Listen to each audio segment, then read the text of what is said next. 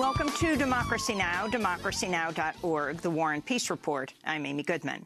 Confirmation hearings begin today for Neil Gorsuch, President Trump's pick to replace the late Antonin Scalia on the Supreme Court.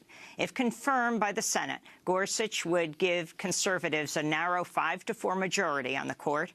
As a judge on the 10th Circuit, Gorsuch ruled in favor of Hobby Lobby in the case deciding whether the company could refuse to provide birth control coverage to employees as required by Obamacare.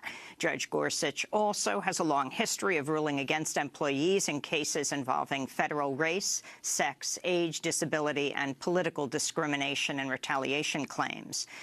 Neil Gorsuch is a member of the Federalist Society and has close ties to conservative Colorado billionaire Philip Anschutz, who owns the Weekly Standard and the Washington Examiner. And Judge Gorsuch comes from a deeply conservative family. His mother, Anne Gorsuch Buford, briefly served as President Reagan's EPA administrator, where she slashed staff, eviscerated anti-pollution regulations before resigning amid scandal. We'll have more on Judge Gorsuch after headlines. FBI Director James Comey is going before the House Intelligence Committee today, where he'll face questioning about President Trump's unsubstantiated claims that President Obama tapped his phones at Trump Tower during the 2016 election. President Trump has continued to stand by the unsubstantiated claims, including while meeting with German Chancellor Angela Merkel Friday. Trump joked he and Merkel had something in common regarding wiretapping, a reference to reports the NSA was monitoring Merkel's phones during Obama's presidency. We have a tremendous group of people that listen, and I can get around the media when the media doesn't tell the truth, so I like that. As far as wiretapping, I guess, by this past administration, at least we have something in common, perhaps. Both top U.S. lawmakers and British officials have rejected Trump's wiretapping claims that President Obama tapped his phones at Trump Tower in New York. The former British ambassador to Washington has accused Trump of peddling falsehoods by claiming that it was British intelligence agency which helped carry out the alleged wiretap. During FBI Director James Comey's testimony to the House Intelligence Committee today, he'll also face questioning about Russia's alleged interference in the 2016 presidential race. A new Reuters investigation reveals dozens of Russian elites have invested nearly $100 million in 7 Trump-branded luxury buildings in Florida. Meanwhile, Germany's defense minister has rejected President Trump's claim that Germany owes NATO money.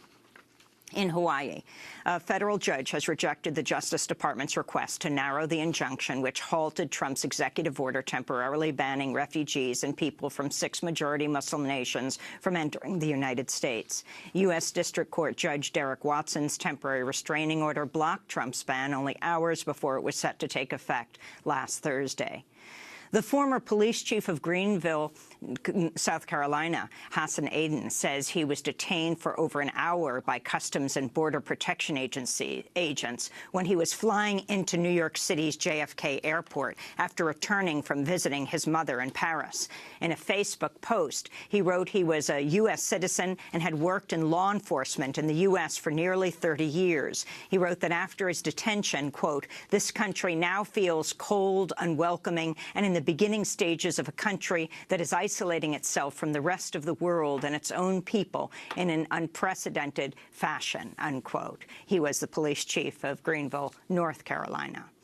President Trump has reportedly tapped Kellyanne Conway's husband, George Conway, to head the civil division of the Justice Department. If confirmed, George Conway would head the Department of Government lawyers charged with defending key lawsuits, including those against Trump's embattled travel ban and those alleging Trump's business interests violate the Constitution's Emoluments Clause. George Conway has worked as a corporate lawyer for nearly 3 decades, during which time he represented corporate clients such as cigarette company Philip Morris and the National Football League. Kellyanne Conway told New York Magazine, despite her anti-abortion views, she's sympathetic to women who get abortions and has helped female friends by driving them to the procedures and helping them pay for the abortions. Conway spoke at the Anti-Choice March for Life in Washington, D.C. in January. Meanwhile, the 24-year-old conservative pundit, Tomi Lahren, has admitted she is pro-choice, saying, quote, "I am for limited government, so stay out of my guns and you can stay out of my body," unquote. Education Secretary Betsy DeVos has hired for-profit college official Robert Eitel. He previously served as a chief compliance officer for Bridgepoint Education, Inc., an operator of for-profit colleges, which is facing multiple government investigations over deceptive lending. Meanwhile, Trump's administration has revoked guidelines that prohibited student debt collectors from charging exorbitant fees on past due loans. Secretary of State Rex Tillerson wrapped up his first visit to Asia with a trip to Beijing on Sunday, where he warned regional tensions with North Korea had reached dangerous levels. On Saturday, North Korea tested a high-thrust rocket engine, the latest in a series of rocket and missile tests North Korea has carried out in recent weeks. During Tillerson's Asia trip, Tillerson also suggested the U.S. may make a preemptive strike against North Korea. On Friday, President Trump tweeted, quote, "North Korea is behaving very badly. They've been playing the United States for years. China's done little to help," exclamation point, unquote. 42 Somali refugees were killed when they were gunned down by a helicopter gunship near the Yemeni coast late on Thursday. Somalia has accused Saudi Arabia of carrying out the strike. Eyewitness accounts suggest a U.S.-made Apache helicopter was used to carry out the deadly strike. Meanwhile, the death toll from an airstrike on a mosque in Syria has risen to at least 49 people, according to the UK-based Syrian Observatory for Human Rights.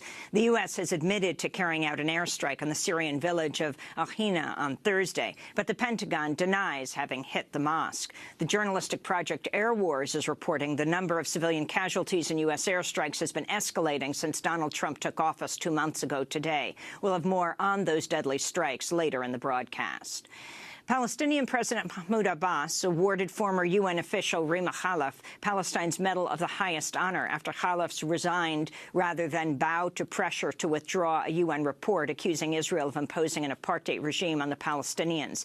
This is former executive secretary of the UN's Economic and Social Commission for Western Asia, Rima Khalaf. It was to be expected that Israel and its allies would put enormous pressure on the United Nations Secretary-General to renounce the report, and he gave me his instructions to renounce it. I asked him to review his stance on this, but he insisted on it, so I submitted my resignation from the United Nations to him. The crimes that Israel continues to commit against the Palestinian people and in Lebanon amount to war crimes against humanity. Rima Khalaf's resignation came the same day Israeli soldiers opened fire on a group of Palestinian teenagers in a refugee camp in the Israeli-occupied West Bank, killing 16-year-old Murad Youssef Abu Ghaz. On Saturday, Israeli soldiers fired rubber-coated steel bullets at a group of mourners following the boys' burial. To see our full interview with Richard Falk, who co-authored the UN report accusing Israel of imposing an apartheid regime, you can go to democracynow.org. In France, thousands of people rallied in Paris Sunday to protest police brutality. The march demanded justice for a 22-year-old black man who was allegedly raped with a police baton by an officer after being arrested in February. The man, who is known as only Theo, was hospitalized for 2 weeks related to the injuries sustained in police custody. One police officer has been charged with rape and 3 more have been accused of assault. In Peru, more than 70 people have died amidst the country's worst flooding in more than 30 years. Hundreds of cities across Peru have declared states of emergency. The intense rainfall has been linked to abnormally higher ocean temperatures, which are in turn linked to climate change. In Japan, activist Hiroji Yamashiro has been released on bail after he spent 5 months imprisoned on charges he cut through a barbed wire fence surrounding a U.S. base. For decades, residents have called for the expulsion of U.S. troops from Okinawa, which houses about 2/3 of the 50,000 U.S. troops currently stationed in Japan. In the Philippines, a lawmaker has filed an impeachment complaint against President Rodrigo Duterte over the thousands of extrajudicial police and vigilante killings carried out under Duterte's so-called war on drugs. He's also facing threats of a criminal case before the International Criminal Court over accusations he oversaw death squads when he was mayor of Davao. Back in the United States, in Miami-Dade, Florida, prosecutors have announced they will not bring criminal charges against 4 prison guards over the death of 50-year-old Darren Rainey, a schizophrenic prisoner who died after the guards locked him in a shower stall and exposed him to 180-degree scalding water. When his body was found 2 hours later, he had burns covering 90% of his body. To see our full interview on Darren Rainey's death, go to democracynow.org. Oil could start flowing through the highly contested $3.8 billion Dakota Access Pipeline as early as today. On Saturday, an appeals court rejected the Standing Rock Sioux and Cheyenne River Nations' request for an emergency injunction to stop the pipeline from becoming operational. Meanwhile, the University of California's chief investment officer has announced the university system is taking steps to divest from two companies behind the pipeline, Energy Transfer Partners and Sunoco Logistics. And legendary New York City journalist Jimmy Breslin has died at the age of 88. Breslin won a Pulitzer Prize in 1986 for his columns, which the committee said, quote, consistently champion ordinary citizens, unquote. In 2004, Democracy Now! Spoke with Jimmy Breslin about the media's coverage in the lead-up to the Iraq War.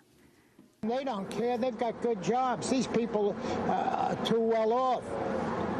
You ever look at them? There's no curiosity. Their curiosity is where they're going out tonight or what party they go to. There's no curiosity here. None whatsoever. And also, they can't write too good. 47 words in a lead sentence, and they expect the public to follow and read. When Norman Mailer would do 16 or John Steinbeck 14, they do 47. To show that they went to Tufts, and they did term papers before this. That's Pulitzer Prize-winning journalist Jimmy Breslin. He died Sunday at his home here in Manhattan. And those are some of the headlines. This is Democracy Now!, democracynow.org, The War and Peace Report. I'm Amy Goodman. And I'm Juan Gonzalez. Welcome to all of our listeners and viewers around the country and around the world.